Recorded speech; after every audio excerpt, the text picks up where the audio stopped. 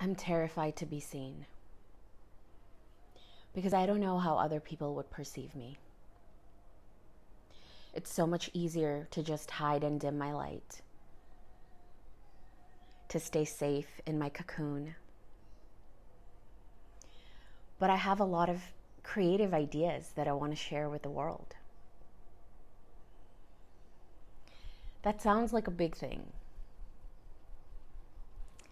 but I know that I can start small because my ideas matter. So even though I'm scared to be seen for who I really am, I deeply and completely love, accept, and forgive myself.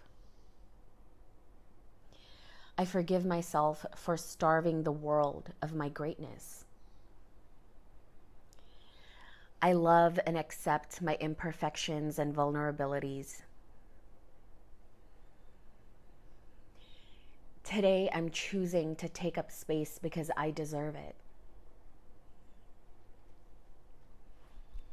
I'm willing to be seen for who I really am. It's safe for me to radiate my light and creativity. And I'm ready to be radically visible to the world.